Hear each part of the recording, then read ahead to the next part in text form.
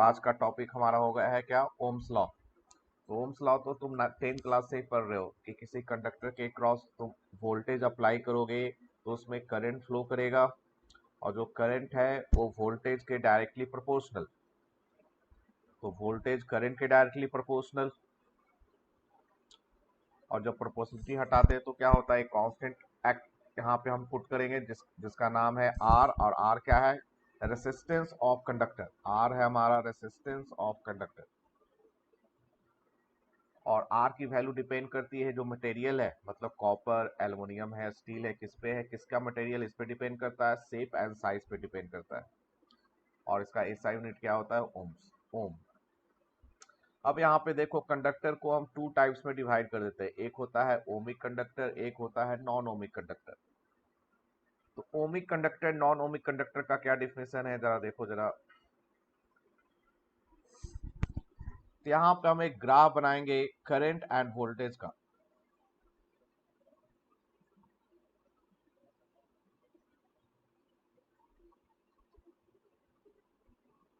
हम यहाँ पे एक ग्राफ बनाएंगे करंट एंड वोल्टेज का।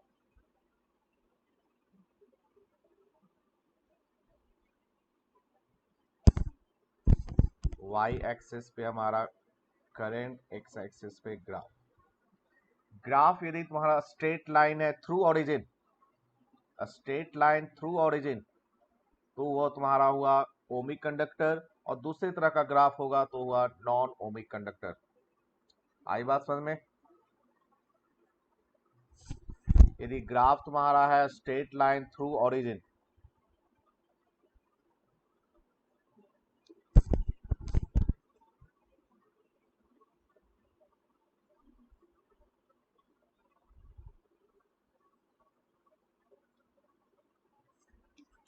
तो ये तुम्हारा क्या हो गया, ओमिक कंडक्टर। आई बात समझ में। एग्जाम्पल हो गया कॉपर, एग्जाम्पल कॉपर। नेक्स्ट है तुम्हारा नॉन ओमिक कंडक्टर। इसके अलावा एक दूसरी तरह का ग्राफ होगा, that is called non ohmic conductor. इसमें दो तरह के, दो तुम्हें एग्जाम्पल याद रखने हैं।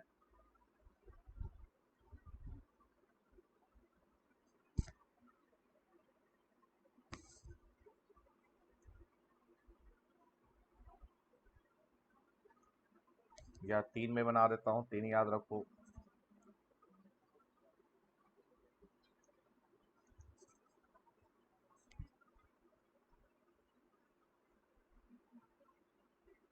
Current versus voltage. यदि ग्राफ मैंने बताया स्ट्रेट लाइन थ्रू ओरिजिन हो, ओमिक कंडक्टर। फर्स्ट है देखो सेमी कंडक्टर के लिए,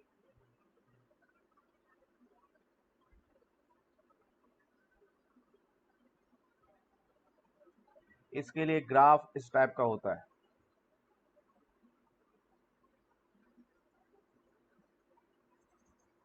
ये ओरिजिन से है लेकिन स्ट्रेट लाइन नहीं है, ये नॉन ओमिक कंडक्टर।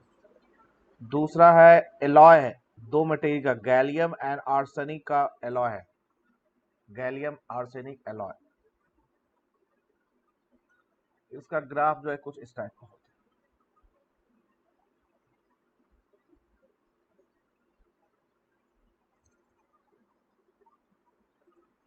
अब देखो, वोल्टेज इंक्रीज करते हैं तो करंट इंक्रीज होता है, सभी को मालूम है।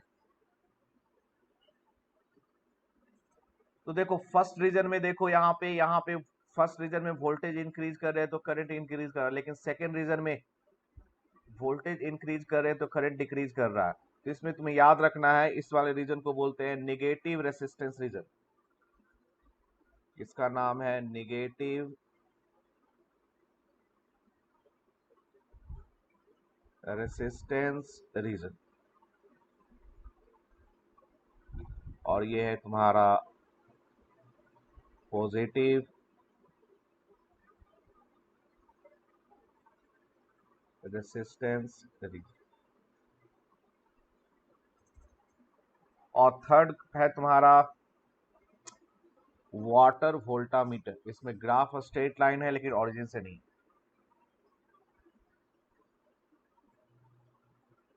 Water volta, clear? ये तुम्हें तो एग्जाम्पल याद रखना है, तुम्हें फर्स्ट सेकंड जो है एनसीईआरटी में गिवन है, थर्ड भी याद रखो। तो ohmic conductor, non ohmic conductor क्या है? तो ओमिक कंडक्टर में करंट एंड वोल्टेज का ग्राफ ऑरिजिन से पास करेगा और स्ट्रेट लाइन होगा, एग्जाम्पल कॉपर हो गया। नॉन ओमिक कंडक्टर में ग्राफ किसी दूसरे टाइप का हो, मतलब कि स्ट्रेट लाइन थ्रू ऑरिजिन छोड़ के किसी भी तरह का ग्राफ हो, तो उसे बोलेंगे हम non ohmic conductor. Next topic, अभी इंपॉर्टेंट टॉपिक आ गया हमारा रेसिस्टिविटी, बहुत सारे क्वेश्चन इस पे बेस्ड होते हैं। तो मैंने देखो अभी रेसिस्टेंस के बारे में तुम्हें क्या बताया था कि रेसिस्टेंस डिपेंड करता है मटेरियल पे, शेप एंड साइज पे। तो शेप एंड साइज पे किस तरह से डिपेंड करता है? तो इसमें देखो ये दो पॉइंट है जो कि तुम्हें याद रखने समझना है कि रेसिस्टेंस लेंथ के डायरेक्टली प्रोपोर्शनल होता है।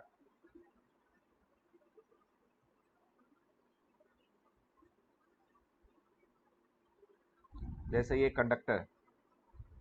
अब देखो रेसिस्टेंस एक्चुअली में है क्या? तो रेसिस्टेंस मेजरमेंट करता है obstruction of the flow of charge. जो चार्ज कैरियर मूव कर रहा है उसके फ्लो में, उसके मोशन में क्या ऑब्स्ट्रक्शन है, उसका मेजरमेंट है रेसिस्टेंस। यदि ऑब्स्ट्रक्शन ज्यादा होगा तो रेसिस्टेंस ज्यादा होगा। ठीक। अब यदि मैं इसका लेंथ को डबल कर दूं, समझोगे? यदि मैं इसके लेंथ को डबल कर दूं तो जो चार्ज, जैसे मेटल कंडक्टर की बात करें तो जो इलेक्ट्रॉन मूव कर रहा है, तो डबल लेंथ मैंने कर दिया तो डिस्टेंस डबल मूव करना है। जब डिस्टेंस डबल मूव करना है तो जो ऑब्स्ट्रक्शन है वो डबल हो जाएगा, तो रेसिस्टेंस डबल हो जाएगा। इस तरह से तुम याद रखना है तुम्हें। तो resistance is directly proportional to length, क्योंकि लेंथ के इंक्रीज होने से ऑब्स्ट्रक्शन भी इंक्रीज होगा। नेक्स्ट है तुम्हारा एरिया के इनवर्सली प्रोपोर्शनल। यदि मैं एरिया को इंक्रीज कर दूं, एरिया को इंक्रीज कर दूं तो चार्ज ज्यादा फ्लो करेगा।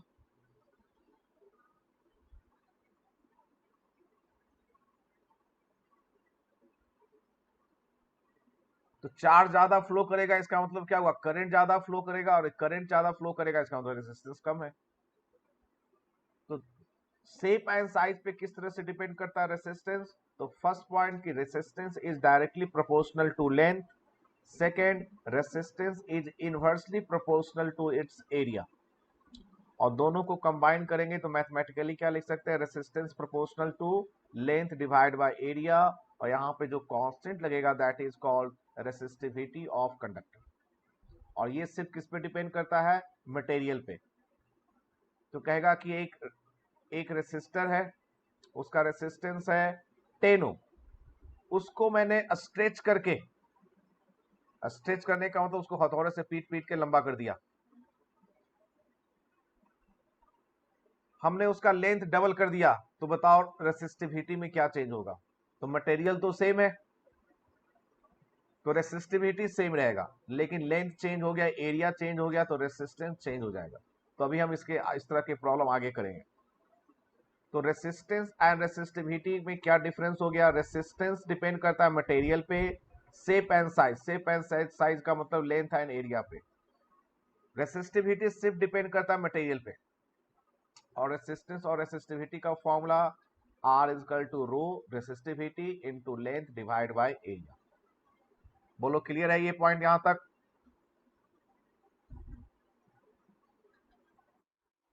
ठीक। अब यहाँ पे देखो दो तरह के एग्जाम्पल होते हैं प्रॉब्लम, उसको मैं यहाँ पे अलग से थ्योरी की तरह लिख रहा हूं, उसको प्रॉब्लम बनाने में तुम्हें यूज होगा। फर्स्ट क्या है?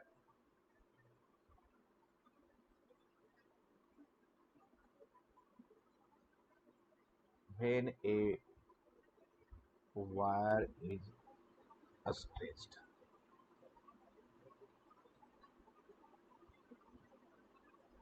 जब हमने एक वायर को स्ट्रेच कर दिया, स्ट्रेच करने का मतलब मैंने तुम्हें बताया था,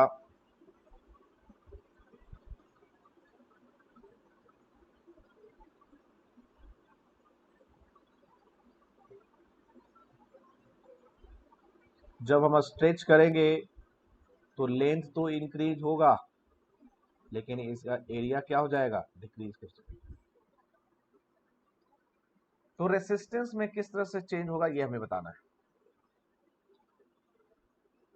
तो रेसिस्टेंस का फॉर्मूला हमारा क्या है? रेसिस्टेंस का फॉर्मूला है रो इंटू एल बाई ए। यहाँ पे हम क्या करते हैं, लेंथ से ऊपर नीचे मल्टीप्लाई करते हैं। ये हो गया rho into L, L square. Area into length, area into length क्या हो गया? वॉल्यूम। अब देखो यहाँ पे जब हमने इसे स्ट्रेच किया तो लेंथ इंक्रीज हो गया, एरिया डिक्रीज हो गया, लेकिन टोटल मास तो सेम है, डेंसिटी सेम है, तो टोटल वॉल्यूम तो सेम रहेगा।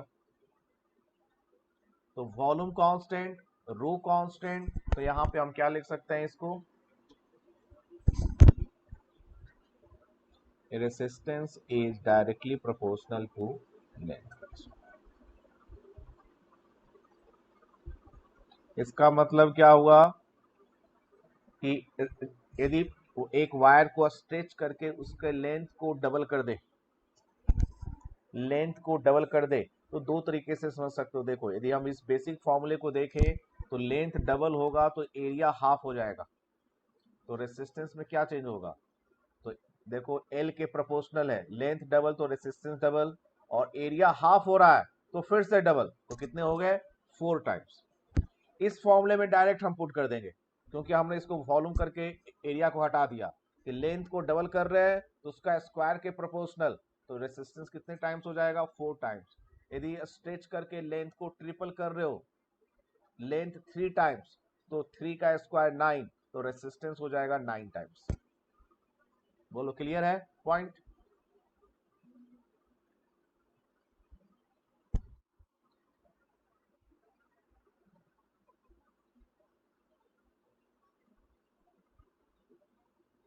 यहीं पे मैं लिख देता हूं आगे।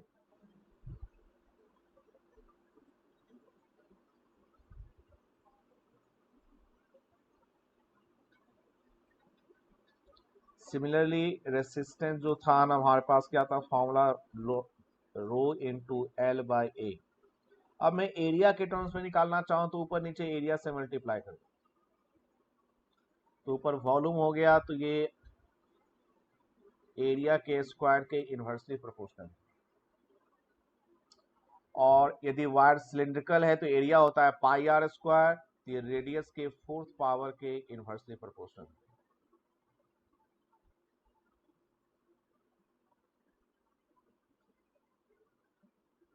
यदि तुम्हारा लेंथ के टर्म्स में प्रॉब्लम गिवन है कि लेंथ को डबल कर दिया तो रेसिस्टेंस 4 टाइम्स हो जाएगा। यदि एरिया के टर्म्स में गिवन है कि एरिया हाफ हो गया तो 4 टाइम्स हो जाएगा। या कहेगा रेडियस हाफ हो गया, तो बता सकते हो रेडियस को हाफ करेंगे तो रेसिस्टेंस कितने टाइम्स होगा? रेसिस्टेंस को हाफ करेंगे तो हाफ ऊपर चला जाएगा ना, तो 2 पे पावर 4, तो ये कितना बन जाएगा? 16 बन जाएगा। क्लियर?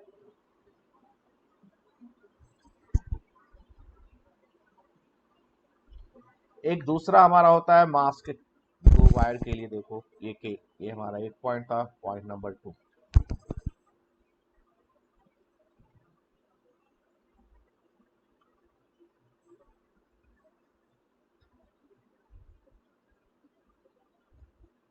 फॉर 2 वायर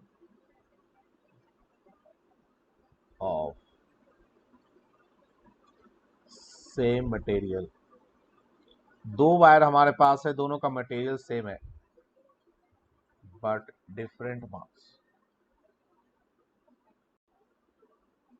दोनों का मास अलग अलग। अभी जो हम कर रहे थे उसमें एक ही वायर था, उसको स्ट्रेच कर रहे थे, तो मटेरियल भी सेम था और मास भी सेम ही रहा। अब यहाँ पे करा है कि हमारे पास 2 डिफरेंट वायर है, दोनों का मटेरियल सेम है लेकिन मास अलग अलग है, तो रेसिस्टेंस किस तरह से हम कंपेयर करें? देखो कैसे फॉर्मूला बनाएंगे। हमारे पास फॉर्मूला रेसिस्टेंस इजकल टू है रो इनटू एल बाई ए। इसको पहले लेंथ में फॉर्मूला निकालना चाहते हैं तो लेंथ से ऊपर नीचे मल्टीप्लाई कर देते हैं। ये हो गया ऊपर एल स्क्वायर, नीचे हो गया वॉल्यूम। वॉल्यूम इजकल टू क्या होता है? Mass divide by density. हो गया rho into L square divide by M into D.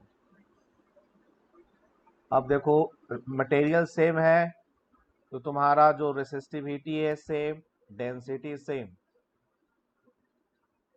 तो रो का प्रोपोर्शनल क्या हो गया, एल स्क्वायर बाई। आई बात समझ में?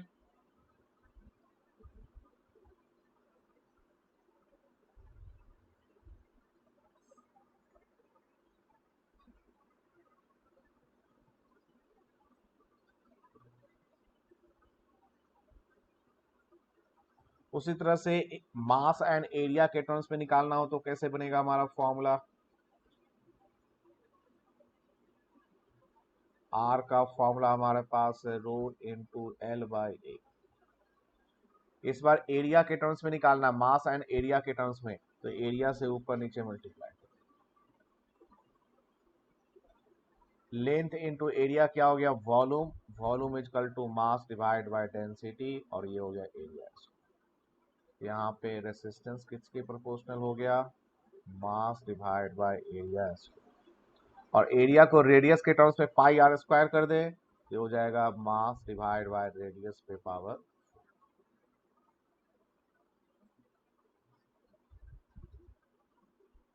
बोलो किसी को कोई डाउट यहाँ पे? तो इस तरह इस देखोगे इस फॉर्मूले का इस प्रॉब्लम में काफी यूज होता है। तो यहाँ पे मैंने तुम्हें क्या बताया, यहाँ पे मैंने बताया कि रेसिस्टेंस और रेसिस्टिविटी में क्या रिलेशन है। रेसिस्टेंस बॉडी के कंडक्टर के shape and size, length and area पे किस तरह से डिपेंड करता है। तो मैंने तुम्हें क्या बताया यहाँ पे कि रेसिस्टेंस लेंथ के प्रोपोर्शनल, एरिया के इनवर्सली प्रोपोर्शनल। जो रेसिस्टेंस का फॉर्मूला है वो फॉर्मूला है resistivity into length divide by area. फिर मैंने दो स्टैंडर्ड केस के फॉर्मूले बता दिए क्योंकि बड़े स्टैंडर्ड एग्जाम में डायरेक्ट यूज कर सकते हो। पहला है कि वायर को स्ट्रेच करेंगे तो क्या होगा। इसमें मेन कंसेप्ट क्या है कि वायर को स्ट्रेच कर रहे हो तो वायर का जो मास है और डेंसिटी वो सेम ही रहा, तो वॉल्यूम सेम रहेगा। तो हमने एक बार फॉर्मूला निकाला लेंथ के टर्म्स में कि लेंथ के स्क्वायर के प्रोपोर्शनल, मतलब स्ट्रेच करके यदि लेंथ को डबल कर दोगे तो रेसिस्टेंस 4 टाइम्स होगा। और एरिया के टर्म्स में एरिया के स्क्वायर के इन्वर्सली प्रोपोर्शनल या रेडियस के 4th पावर के इन्वर्सली प्रोपोर्शनल। नेक्स्ट है हमारा कि हमारे पास टू वायर है, दोनों का मटेरियल सेम है, मास अलग अलग, मटेरियल सेम है, मास अलग अलग। तो हमने इसमें एक फॉर्मूला लेंथ एंड मास के टर्म्स में निकाला, दूसरा फॉर्मूला हमने निकाला मास एंड रेडियस के form. Clear?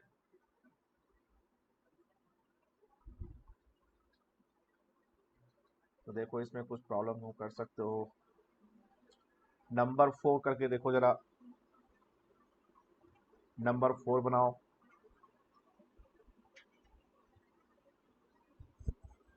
Which of the following wires of same material will have higher resistance? Material same है इसका मतलब किया रेसिस्टिविटी सेम, लेकिन रेडियस और लेंथ अलग अलग है। तो हमें बताना है जो 4 ऑप्शन में 4 डिफरेंट वायर है उनमें किसका रेसिस्टेंस सबसे ज्यादा है।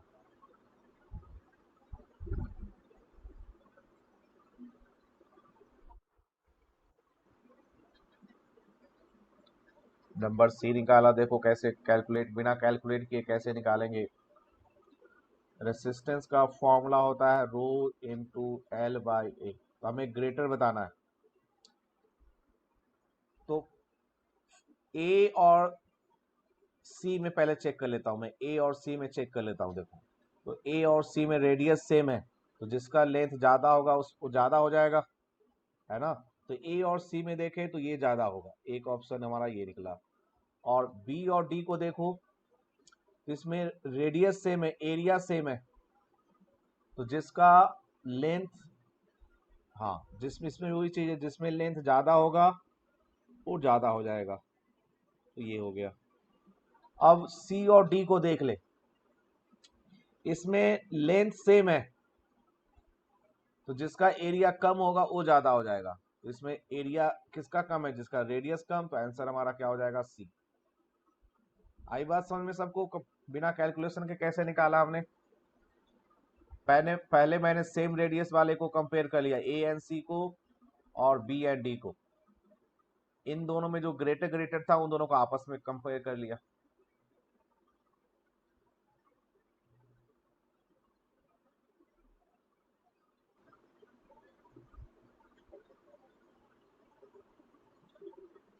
नंबर 12 का मैं डायग्राम बनाऊं।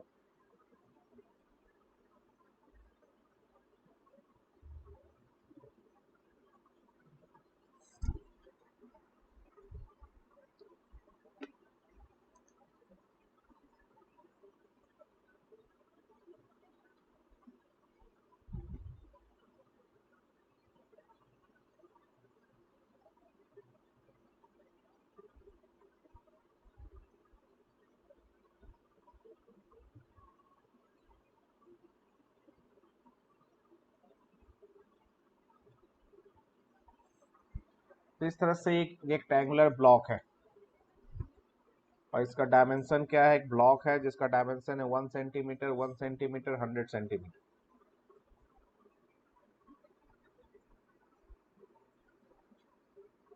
1 सेंटीमीटर और ये है 100 सेंटीमीटर। और इसका रेसिस्टिविटी गिवन है, हमें निकालना है resistance between two opposite rectangular faces. तो फर्स्ट केस की बात करें, नंबर 12 की बात करें, तो रेक्टेंगुलर फेस का मतलब अपोजिट का मतलब इस फेस और नीचे वाले फेस के बीच में बता रहा है। तो देखो यदि हम करंट मतलब इस तरह से फ्लो कराएंगे तो इसमें लेंथ क्या कंसीडर होगा, करंट के डायरेक्शन में जो डिस्टेंस है उसे लेंथ होता है। तो लेंथ इसमें हो जाएगा तुम्हारा, लेंथ का वैल्यू होगा 1 सेंटीमीटर और एरिया का वैल्यू क्या होगा 1 सेंटीमीटर इंटू 100 सेंटीमीटर। ये बात समझ में आया। करंट जिस डायरेक्शन में फ्लो करता है उस डायरेक्शन में जो डिस्टेंस है उसे हम लेते हैं लेंथ, और करंट जिस डायरेक्शन में फ्लो करता है उसके परपेंडिकुलर जो सरफेस है उसका लेते हैं एरिया। और सेकेंड केस 13 में क्या कर रहा है, कर रहा है अपोजिट स्क्वायर फेस। तो इस केस में तुम्हारा जो है 13 वाले केस में करंट इस तरह से फ्लो कर रहा है। तो 13 वाले केस में लेंथ हो जाएगा तुम्हारा क्या होगा 100 सेंटीमीटर और एरिया होगा 1 सेंटीमीटर इंटू 1 सेंटीमीटर। आ गई बात समझ में, दोनों में क्या डिफरेंस है समझ में आया। लेंथ और एरिया फॉर्मूले में कैसे लेते हैं, जिस डायरेक्शन में करंट फ्लो कर रहा है उस डायरेक्शन में जो डिस्टेंस हुआ दैट इज लेंथ हुआ, और करंट के डायरेक्शन के परपेंडिकुलर जो सरफेस बना उसका एरिया एरिया होता है। अब वैल्यू पुट करके निकाल दोगे आंसर आ जाएगा। तो जब पुट करोगे तो ये आप ध्यान रखना कि सेंटीमीटर में सब कुछ दिया हुआ है तो एक तो सेंटीमीटर कट जाएगा, 1 सेंटीमीटर बचा हुआ रहेगा तो उसे मीटर में कन्वर्ट कर देना। क्लियर है, बोलो यस और नो। ये हमारा टॉपिक कंप्लीट, हमने कौन सा किया, रेसिस्टिविटी। अब यहाँ पे दो टर्म आते हैं जिसका तुम्हें फॉर्मूला समझना है, कंडक्टेंस। तो रेसिस्टेंस का इनवर्स रेसिप्रोकल होता है कंडक्टेंस। तो रेसिस्टेंस का मतलब कि रेसिस्टेंस ग्रेटर मतलब ऑब्स्ट्रक्शन ग्रेटर है, करंट कम फ्लो करेगा। और कंडक्टेंस ग्रेटर का मतलब जिसका कंडक्टेंस ज्यादा है उससे करंट ज्यादा फ्लो करेगा। और रेसिस्टिविटी का इनवर्स रेसिप्रोकल क्या हो गया तुम्हारा, कंडक्टिविटी। अब यहाँ पे देखो हम दो फॉर्मूले डिराइव करेंगे, एक है relation between resistivity and relaxation time. मैंने लास्ट क्लास में बताया था ना, रिलैक्सेशन टाइम क्या होता है, ड्रिफ्ट वेलोसिटी में जो इलेक्ट्रॉन मूव कर रहे हैं उनके कोलिजन का जो टाइम इंटरवल है उसका एवरेज वैल्यू। और दूसरा रिलेशन है relation between current density, conductivity and electric field. तो पहले फर्स्ट डेरिवेशन को देख ले। फर्स्ट डेरिवेशन हमारा है रेसिस्टिविटी एंड रिलैक्सेशन टाइम के बीच में। तो कैसे निकालेंगे, देखो हम यहाँ ओम्स लॉ से स्टार्ट करते हैं।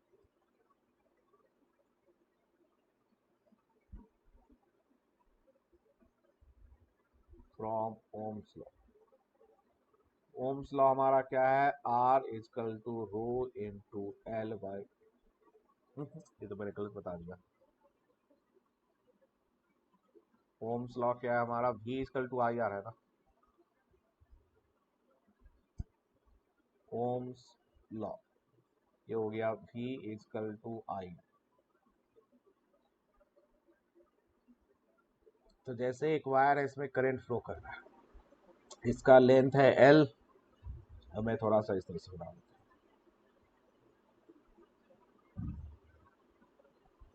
और एरिया है A। तो V वोल्टेज का मतलब इसके क्रॉस एंड के क्रॉस वोल्टेज है V और लेंथ है L। तो जब हम वोल्टेज अप्लाई करेंगे तो इसके क्रॉस एंड के क्रॉस एक बीच में हर पॉइंट पे इलेक्ट्रिक फील्ड क्रिएट हो जाएगा, और पोटेंशियल डिफरेंस इक्वल टू होता है electric field into distance. I current का फॉर्मूला हमने लास्ट क्लास में डिराइव किया है, NaEVD,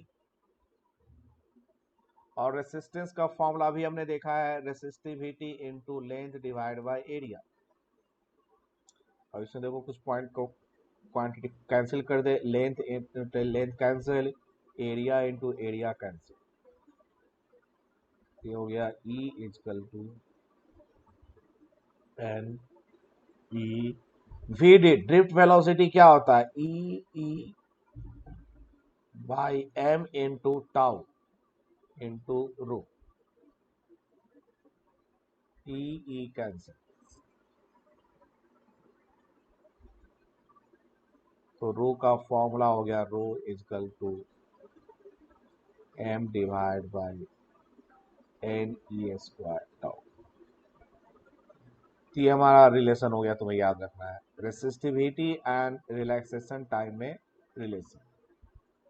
इसमें तुम याद क्या रखोगे कि रेसिस्टिविटी रिलैक्सेशन टाइम के इन्वर्सली प्रोपोर्शनल होता है। इसका आगे हम यूज करेंगे टॉपिक में, जो पढ़ेंगे कि रेसिस्टिविटी पे टेम्परेचर का क्या इफेक्ट है, तो वहां पे ये एक्सप्रेशन हमारा यूज होगा। तो रेसिस्टिविटी का फॉर्मूला क्या बन गया, मास m क्या है, मास ऑफ इलेक्ट्रॉन है, यहाँ पे देखो मैं लिख देता हूँ, m तुम्हारा है मास ऑफ इलेक्ट्रॉन, n है नंबर डेंसिटी ऑफ इलेक्ट्रॉन,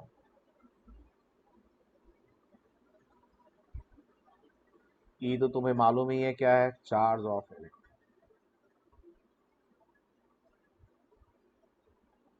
ठीक है, क्लियर। टाउ हो गया रिलैक्सेशन टाइम, रो हो गया रेसिस्टिविटी, उसी में तो रिलेशन निकालना था। नेक्स्ट हमारा रिलेशन है, relation between current density, conductivity and electric field. ये भी इजी है, कैसे निकालेंगे देखो। तो हमने एक फॉर्मूला डिराइव किया था, current is equal to NaEVD, area को LHS में ले जाओ, ये बन जाएगा current divide by area is equal to NeVD, और VD का करंट ड्रिफ्ट वेलोसिटी का फॉर्मूला क्या पुट करेंगे, E by M into tau, current divide by area, ये हो गया करंट डेंसिटी, इसको लिख डालो NE square tau divide by into, ये हो गया J इजकल टू, ये रेसिस्टिविटी का इनवर्स, और रेसिस्टिविटी का रेसिप्रोकल क्या होता है, कंडक्टिविटी, तो J इजकल टू हो गया कंडक्टिविटी इंटू। क्लियर, ये रिलेशन हो गया हमारा current density, conductivity and electric field. और ये इसका मतलब क्या हुआ कि करंट डेंसिटी डायरेक्टली प्रोपोर्शनल है इलेक्ट्रिक फील्ड के। अब देखो यहाँ पे करंट डेंसिटी भी किसी पॉइंट पे डिफाइन होता है, इलेक्ट्रिक फील्ड भी किसी पॉइंट पे डिफाइन होता है। तो कहने का क्या मतलब हुआ कि किसी पॉइंट पे जो करंट डेंसिटी है वह डायरेक्टली प्रोपोर्शनल होगा उस पॉइंट पे क्या इलेक्ट्रिक फील्ड है।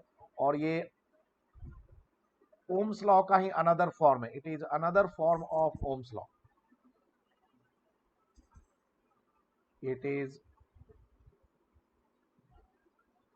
another form of Ohm's law. Clear?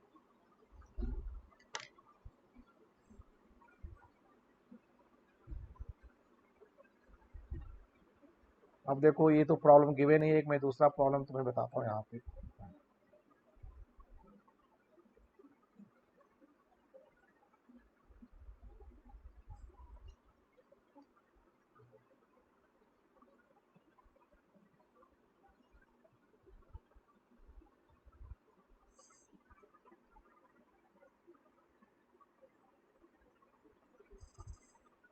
एक हमारे पास कंडक्टर है जिसका एरिया यूनिफॉर्म नहीं है, एरिया इस तरह से चेंज कर दिया।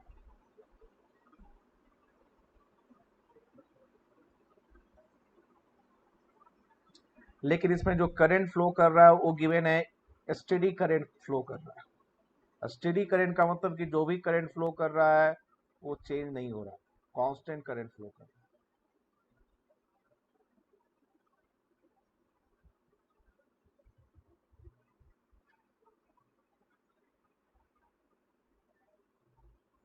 हमने यहाँ पे एक सेक्शन ए लिया और एक सेक्शन ए। इस सेक्शन का नाम S1, इस सेक्शन का नाम S2। हमने यहाँ पे पॉइंट लिया P और यहाँ पे पॉइंट लिया Q।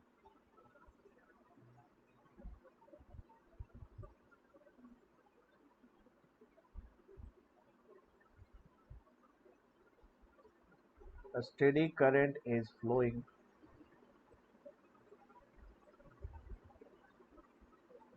through a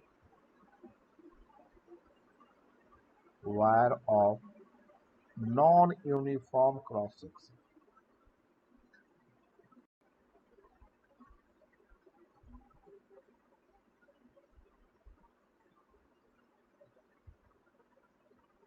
ठीक है, फर्स्ट है तुम्हारा question, compare current through section S1 and S2।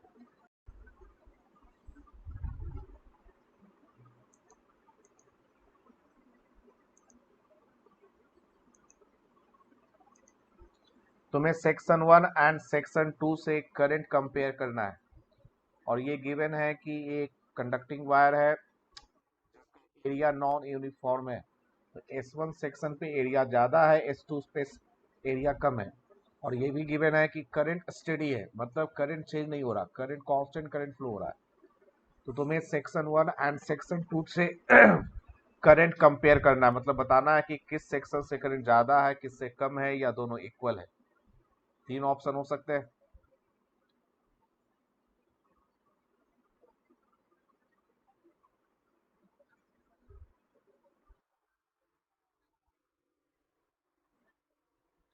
देखो यहाँ पे प्रॉब्लम गिवन है कि एक कंडक्टिंग वायर है जिसका एरिया नॉन यूनिफॉर्म है। तो देखो डायग्राम से भी दिख रहा होगा कि S1 सेक्शन का एरिया ज़्यादा है, S2 सेक्शन का एरिया कम है।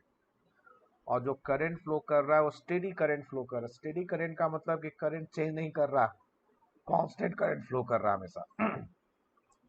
तो मैंने यहाँ पे 2 सेक्शन लिए S1 एंड S2। तो तुम्हें बताना है S1 एंड S2 में कंपेयर, करंट को कंपेयर करना, मतलब किससे करंट ज़्यादा फ्लो कर रहा है, किससे कम फ्लो कर रहा है, या दोनों से इक्वल होगा, ये बताना है तुम्हें। हाँ, आंसर होगा कि दोनों से इक्वल होगा। क्यों? क्योंकि मैंने बता दिया कि करंट स्टेडी है, करंट चेंज नहीं कर रहा। तो जब करंट चेंज नहीं कर रहा, इसका मतलब क्या हुआ कि सपोज 4 एम्पियर है, तो फर्स्ट वाले सेक्शन से करंट फ्लो कर रहा है 4 एम्पियर, तो इससे चार्ज हमेशा 4 एम्पियर ही, करंट हमेशा 4 एम्पियर ही फ्लो कर रहा है। मतलब कि जितने charge, same amount of charge हमेशा आ रहे हैं एक सेम टाइम इंटरवल में, तो जितने चार्ज आएगा उतना ही चार्ज जाएगा। जब बीच वाले रीजन में चार्ज आ रहा है तो वो भी तो कहीं पास करेगा, क्योंकि चार्ज तो कहीं एक्युमुलेट हो नहीं सकता है। तो सेकेंड वाले जो सेक्शन है उससे भी same amount of he charge flow करेगा। तो दोनों सेक्शन से करंट का वैल्यू क्या होगा? सेम होगा। आई बात समझ में?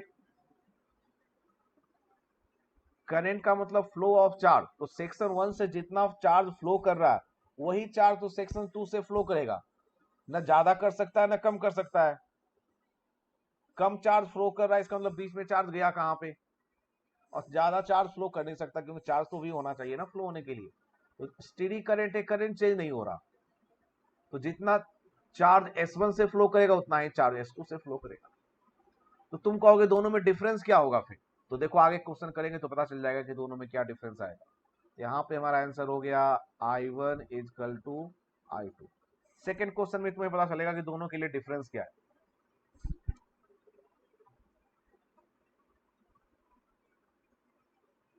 Compare current density at point P and Q, 2 point P and Q दिए ना मैंने, at point P and Q। P and Q पे करंट डेंसिटी कंपेयर कर।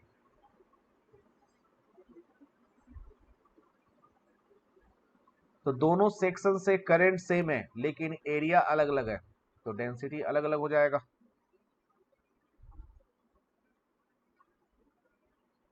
तो बताओ किससे ग्रेटर होगा किससे स्मॉलर होगा। करंट डेंसिटी का फॉर्मूला होता है current divide by area. Current same है तो ये एरिया के इनवर्सली प्रोपोर्शनल। तो P पॉइंट पे जो सेक्शन है उसका एरिया ज्यादा है तो P पॉइंट पे करंट डेंसिटी कम हो जाएगा, तो JP स्मॉलर हो जाएगा JQ के। बोलो क्लियर है कंसेप्ट। तो फर्स्ट पॉइंट में हमने बताया कि करंट सेम होगा, डिफरेंस क्या होगा, तो एरिया डिफरेंट है तो डेंसिटी अलग अलग होगा। क्वेश्चन नंबर C,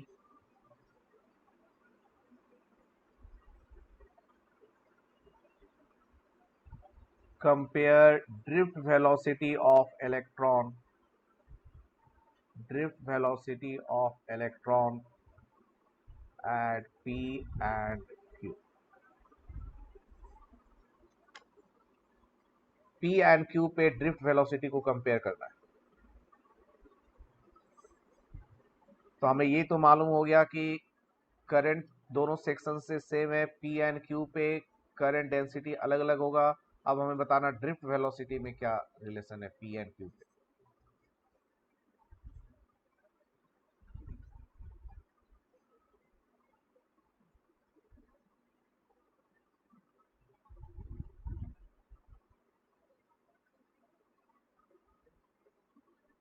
तो फॉर्मूले से पता चल जाएगा कि एक फॉर्मूला मैंने बताया current is equal to NAEVD, उससे तुम्हें पता चल जाएगा कि ड्रिफ्ट वेलोसिटी में क्या रिलेशन होगा P एंड Q।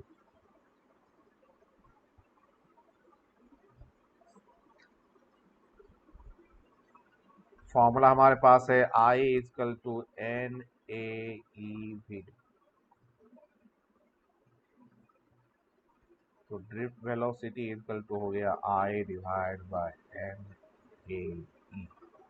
अब इसमें करंट सेम है, चार्ज ऑफ इलेक्ट्रॉन सेम है, मटेरियल सेम है, तो तुम्हारा नंबर डेंसिटी भी सेम हो गया। Number density of electron material पे डिपेंड करता है, तो ये एरिया के इनवर्सली प्रोपोर्शनल होंगे।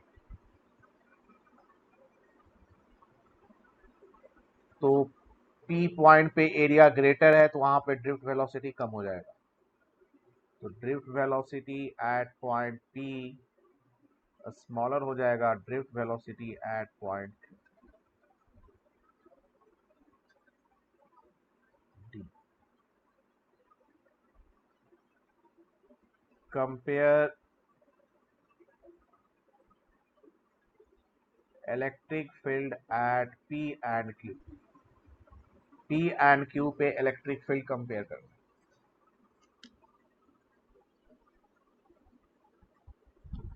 P एंड Q पे इलेक्ट्रिक फील्ड कंपेयर करना।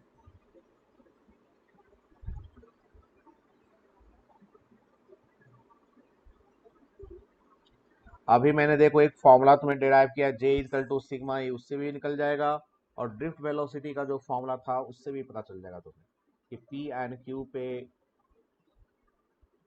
इलेक्ट्रिक फील्ड में क्या रिलेशन है।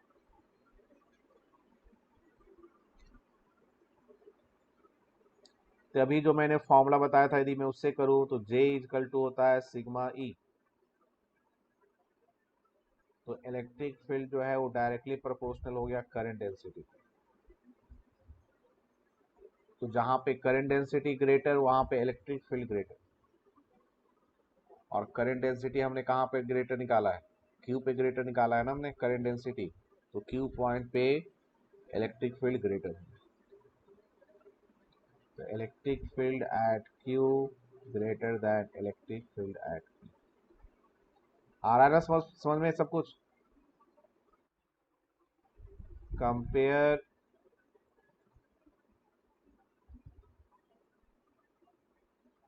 Electric potential at P and Q. P and Q पे तुम्हें इलेक्ट्रिक पोटेंशियल कंपेयर करना है। हमारा पॉइंट है पी एंड क्यू, इस पे इलेक्ट्रिक पोटेंशियल कंपेयर करना है।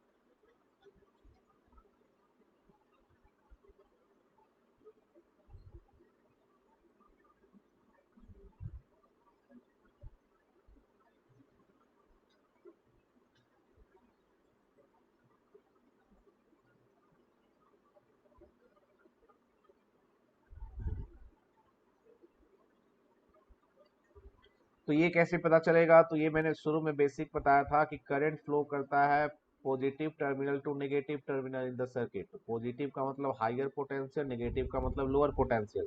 तो करंट फ्लो करता है in the circuit from higher to lower potential. तो करंट पी से क्यू की तरफ फ्लो कर रहा है, इसका मतलब पी का पोटेंशियल ज्यादा, क्यू का पोटेंशियल कम। यहाँ पे एक्सप्लेनेशन में लिख लोगे इसका, इन circuit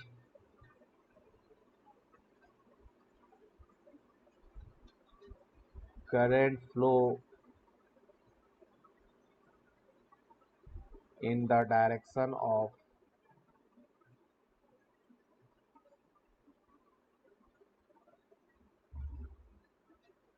higher to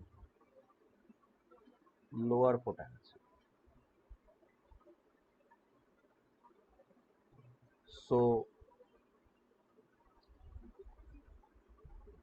potential at P greater हो जाएगा potential at Q। Current P से Q की तरफ फ्लो कर रहा है तो P पे पोटेंशियल ज्यादा, Q पे पोटेंशियल कम। बोलो क्लियर है सभी के लिए। ये एक बहुत ही अच्छा क्वेश्चन है, इसको बिल्कुल अच्छे से समझ के रखना है। इस पे क्वेश्चन जो है कंसेप्ट के लिए बहुत ही अच्छा क्वेश्चन है, इसको बिल्कुल समझ के रखना है।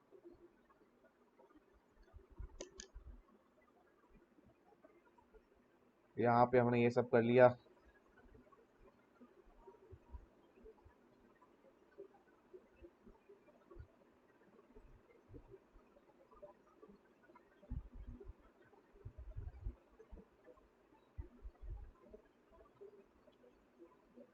इस प्रॉब्लम को कर सकते हो, जरा करो। नंबर 2।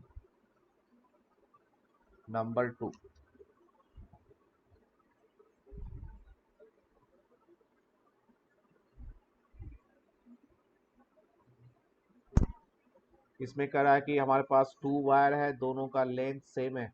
एक है एल्युमिनियम, दूसरा है कॉपर, और दोनों का रिलेटिव डेंसिटी नीचे दिया हुआ है। कह रहा है कि दोनों का रेसिस्टेंस सेम है, तो हमें बताना है कि दोनों में से कौन हल्का है। Which of the 2 wire is lighter. जिसका मास कम होगा वो लाइटर हो गया। तो हमें मास फाइंड करना है, फाइंड नहीं करना, सिर्फ कंपेयर करना है कि कौन ग्रेटर है कौन स्मॉलर है। जो स्मॉलर जिसका मास होगा वो वायर लाइटर हो गया। उसके बाद हम सेकंड जो क्वेश्चन है उसको भी एक्सप्लेन कर सकते हैं। तो क्वेश्चन हमारे पास है कि 2 वायर है, 2 वायर, दोनों का लेंथ सेम, मटेरियल अलग अलग है, एक है एल्युमिनियम दूसरा है कॉपर, और रेसिस्टेंस भी सेम है। तो हमें बताना है दोनों में से कौन लाइटर है, मतलब किसका मास कम है।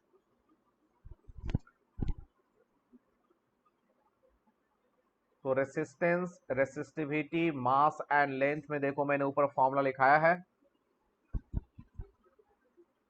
हमें मास कंपेयर करना है, लेंथ गिवन है, रेसिस्टेंस गिवन है, रेसिस्टिविटी भी मालूम है।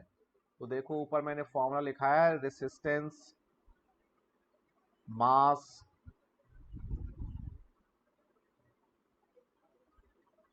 यहाँ पे डेराइव देखो, ये फर्स्ट वाला देख लो, R equal to rho L square by M into density. तो इस फॉर्मूले का हम यूज करेंगे। हम फर्स्ट जो लेफ्ट हैंड साइड में है उस फॉर्मूले का यूज करेंगे, resistance equal to resistivity into length square divide by mass into density, क्योंकि यहाँ पे लेंथ के बारे में गिवन है, एरिया नहीं गिवन है। क्लियर?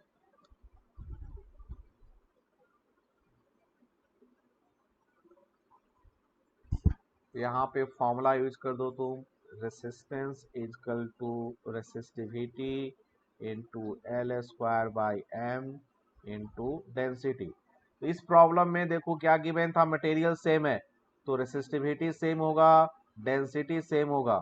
तो ये किसके प्रोपोर्शनल हो गया, ये प्रोपोर्शनल हो गया एल स्क्वायर बाई एम के। तो R1 बाई R2 लिखेंगे तो क्या बनेगा, ये बन जाएगा L1 बाई L2 का होल स्क्वायर इनटू मास के इनवर्सली प्रोपोर्शनल है तो ऊपर M2 जाएगा, नीचे M1 आएगा। मास भी सेम है ना यहाँ पे, नहीं मास तो हमें निकालना है, रेसिस्टेंस सेम था, मैंने थोड़ा गलत कर दिया, इसको फिर से करता हूँ।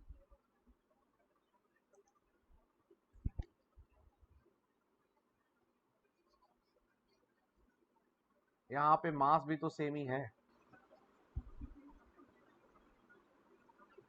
हमें मास हमें रेसिस्टेंस सेम है, मास निकालना है, तो इसको हम ऐसे लिख सकते हैं, एम को इधर ले जाओ, आर को इधर लाओ, ये हो जाएगा rho into L square by M into D. और डेंसिटी सेम नहीं है, यहाँ पे मैंने गलत बताया था कि डेंसिटी सेम है, अलग अलग मटेरियल है ना।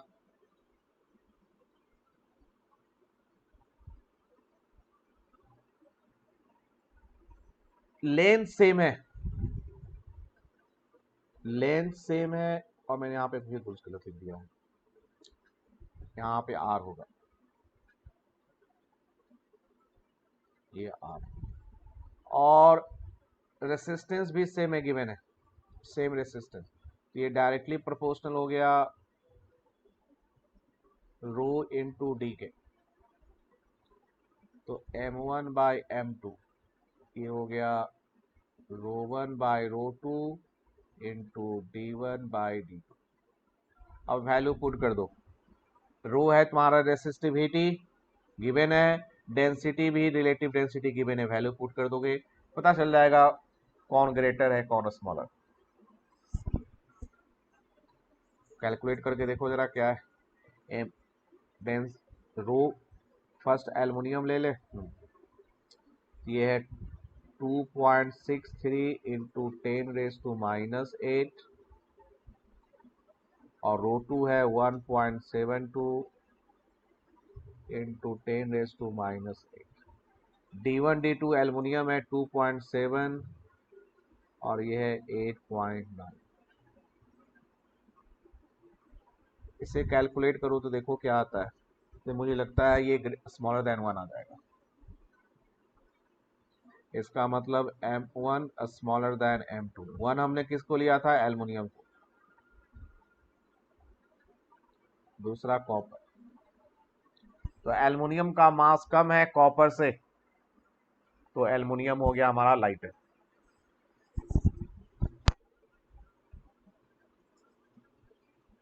ठीक है, क्लियर है? अब देखो सेकेंड पॉइंट क्या कर रहा है, हाँ हेलो बोलो, एनी प्रॉब्लम? अब देखो सेकेंड इसमें एक चीज और इसमें पूछ रहा है, explain why aluminium is preferred for overhead power cable. तो हमारे जो वायरिंग होती है उसके बारे में पूछ रहा है कि देखो इस तरह से एक ग्राउंड, तो घर के बाहर जो वायरिंग होती है जहां से करंट आते हैं, तो उसमें जो वायर लगा होता है ना वो एल्युमिनियम का होता है, वो एस क्यों होता है ये पूछ रहा है। तो देखो एल्युमिनियम का देखो मास हमारा कम आया, सेम रेसिस्टेंस के लिए मास कम आया, जबकि कॉपर का मास ज्यादा है। यदि कॉपर करेंगे ना तो ये जो वायर है इसका मास ज्यादा हो जाएगा, और ये मास ज्यादा हो गया तो ये क्या करेगा, इस तरह से हैंग कर जाएगा, सैक कर जाएगा, इसको बोलते हैं सैक कर जाएगा इस तरह से। इसलिए हम कॉपर यूज नहीं करते। एल्युमिनियम का मास कम है तो उसका वेट कम है तो उसमें भी सैगिंग होगा लेकिन कम होगा, कॉपर में सैगिंग ज्यादा होगा। इस तरह से वायर है, यदि वेट ज्यादा हो तो ये इस तरह से कन्वर्ट कर जाएगा, सैक कर जाएगा। समझ में आया कि हम एल्युमिनियम क्यों यूज करते हैं?